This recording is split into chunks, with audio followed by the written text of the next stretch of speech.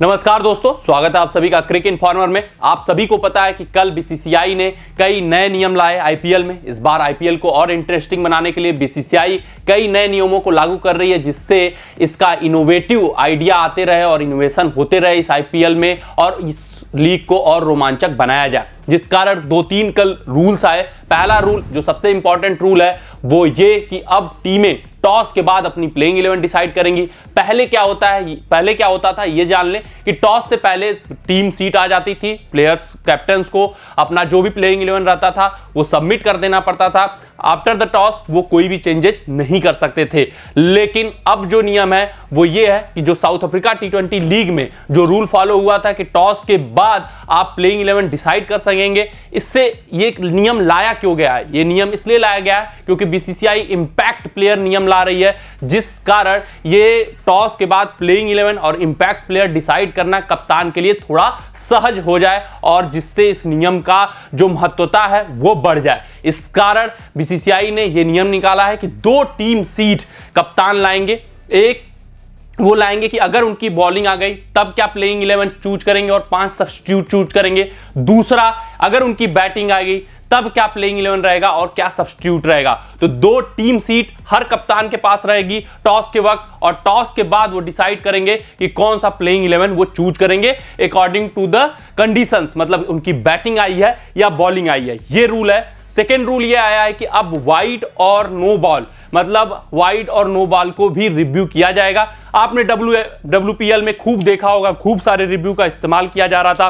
पहले no ball जो umpire दे देता था, लास्ट डिसीजन होता था वही मान्य होता था। जो wide umpire on field decision दे देता था वही मान्य होता था। लेकिन अब जो नया रूल आया है वो ये है कि अब हर कप्तान वाइड और नो बॉल को रिव्यू कर सकता है। ये एक बार ले सकता है पूरा रिव्यू, और अगर वो वाइड नहीं हुआ वाइड तो ओवरटर्न किया जाएगा। अगर अंपायर का फैसला सही रहा तो वो नहीं ओवरटर्न किया जाता है। जैसे नॉर्मल रिव्यू सिस्टम होता है उसी तरह से वो भी फंक्शन करेगा। लेकिन जो सबसे इंपॉर्टेंट रूल है, कई लोगों ने ये क्वेरी की कि इंपैक्ट प्लेयर रूल होता क्या है, कैसे लागू होगा, कैसे इंप्लीमेंट होगा।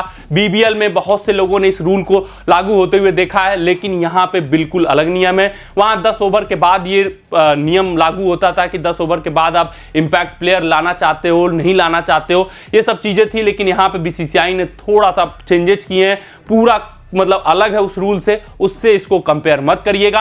यहां पे बस एक ही चीज है कि प्लेइंग 11 के वक्त 5 सब्स्टिट्यूट आपको डिक्लेयर करना पड़ेगा, 11 प्लेयर और 5 सब्स्टिट्यूट। तो उसी 5 सब्स्टिट्यूट में से ही आप प्लेइंग 11 चूज कर सकते हो। तो जान लेते हैं क्या है इंपैक्ट प्लेयर रूल और ये कैसे इंप्लीमेंट होगा, इसके पूरी नियमावली क्या है, कैसे इसका इंप्लीमेंटेशन आईपीएल में टीमें कर सकेंगी। पहली बात तो ये कि इस बार कप्तान को 11 + 5 16 मेंबर का टॉस के वक्त टीम डिक्लेयर करना होगा। 11 ऐसे खिलाड़ी जो उनको लगता है कि शुरुआत में खेलते हुए दिखेंगे, जो प्लेइंग 11 में रहेंगे।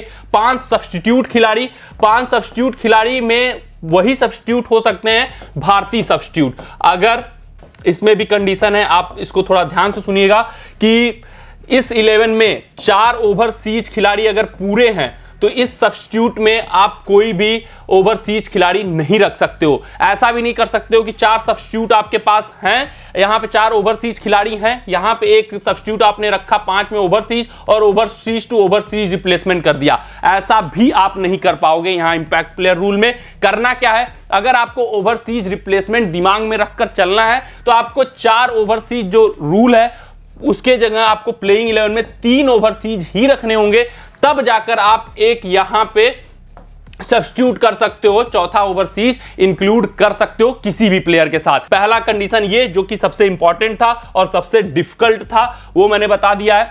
सेकेंड कंडीशन अब देख लेते हैं क्या है। दूसरा कंडीशन ये है कि किसी भी ओवर के दौरान, इनिंग शुरू होते वक्त भी आप इंपैक्ट प्लेयर लागू कर सकते हो। विकेट गिरेगा तो भी आप इंपैक्ट प्लेयर ला सकते हो। मिडिल ऑफ द ओवर किसी को रिटायर करना चाहते हो उसके जगह इंपैक्ट प्लेयर भेज सकते हो। लेकिन मिडिल ओवर में अगर कोई substitute impact player fielding team बुलाई लेकिन उस मिडिल ऑफ द ओवर वो बॉलिंग नहीं कर सकता, तो ये नियम है। और पूरे मैच में सिर्फ और सिर्फ एक इंपैक्ट प्लेयर ही रहेगा। अगर आप फील्डिंग के वक्त इंपैक्ट प्लेयर सब्स्टिट्यूट कर सकते हो तो वो पूरे मैच के दौरान वो फिर खेलता हुआ दिखेगा, चाहे उसकी बैटिंग आए, चाहे फील्डिंग आए, चाहे जो आए, मतलब पूरे मैच के दौरान किसी भी एक समय आप इंपैक्ट प्लेयर को सब्स्टिट्यूट कर सकते हो। ये मैंडेटरी नहीं है कि आपको करना ही करना है, आप करो चाहे मत करो। अगर आपको प्लेइंग 11 पे अपने विश्वास है कि जो आपने प्लेइंग 11 खिलाया है वो इस फील्ड कंडीशन के लिए सबसे सूटेबल है, तो उसी के साथ आप स्टिक कर सकते हो, कोई मैंडेटरी नहीं रहेगा।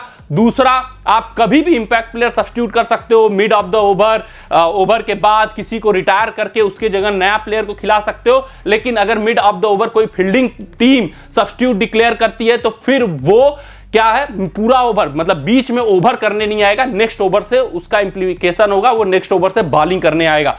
तीसरा नियम यह है कि जब इंपैक्ट प्लेयर आ जाएगा तो वो 4 ओवर पूरी बॉलिंग करेगा और जितने टाइम के लिए बल्लेबाजी करने के लिए आएगा उतने टाइम के लिए वो बल्लेबाजी करता हुआ दिखेगा। तीसरा क्या है कि अगर आप किसी भी फील्ड इंजर्ड प्लेयर की जगह कोई इंपैक्ट प्लेयर सब्स्टिट्यूट करते हो तो फिर वो इंजर्ड प्लेयर आकर फिर बाद में पार्टिसिपेट मैच में नहीं कर सकता, मतलब वो इंपैक्ट प्लेयर सब्स्टिट्यूट ही माना जाएगा, पूरे मैच से पार्टिसिपेशन उसका हट जाएगा और फिर उसके बाद वो इंपैक्ट प्लेयर उसके जगह पूरा मैच खेलता हुआ दिखेगा। तो फील्ड सब्स्टिट्यूट आपको लेना है तो अलग से फील्ड सब्स्टिट्यूट लीजिए। अगर किसी इंजर्ड प्लेयर के जगह इंपैक्ट प्लेयर सब्स्टिट्यूट ले रहे हो तो वो जो फील्डर है, जो इंजर्ड प्लेयर है, फिर पूरे मैच के दौरान आपको पार्टिसिपेशन उसका कैंसिल हो जाएगा, मतलब वो इंपैक्ट प्लेयर सब्स्टिट्यूट माना जाएगा। तो ये कुछ इंपैक्ट प्लेयर के नियम थे। कभी भी आप इंपैक्ट प्लेयर ले सकते हो मिड ऑफ द ओवर, आप ओवर के बाद किसी प्लेयर को इंजर्ड करके। फिर उसके बाद और एक नियम है कि इंपैक्ट प्लेयर एक बार आ जाएगा तो पूरे मैच में पार्टिसिपेट करेगा, फिर जिसको वो सब्स्टिट्यूट किया है वो फिर से मैच खेलता हुआ नहीं दिखेगा। और किसी भी ओवरसीज खिलाड़ी से आप सब्स्टिट्यूट नहीं कर सकते। ओवरसीज खिलाड़ी का हमने नियम डिस्कस कर लिया, 3 ओवरसीज को आपको प्लेइंग 11 में रखना है, तभी जाकर आप इंपैक्ट प्लेयर सब्स्टिट्यूट कर सकते हो। तो ये पूरा इंपैक्ट प्लेयर का नियम था कि कब, कैसे, क्यों और किस प्रकार से इंपैक्ट प्लेयर लागू होगा, कौन कौन से नए आईपीएल में नियम है। तो इतना मेरे हिसाब से इंपैक्ट प्लेयर के बारे में बहुत है, आप लोग भी समझ गए होंगे कैसे इंपैक्ट प्लेयर लागू होगा। तो आज के अपने इस वीडियो में बस इतना ही। आप सभी अपना ध्यान रखें, सुरक्षित रहें, स्वस्थ रहें, मस्त रहें। जय हिंद, जय भारत। अगर ये वीडियो आपको पसंद आया हो तो इसे लाइक और शेयर करें और क्रिकेट से जुड़ी अन्य जानकारियों के लिए हमारे चैनल को सब्सक्राइब करना ना भूलें।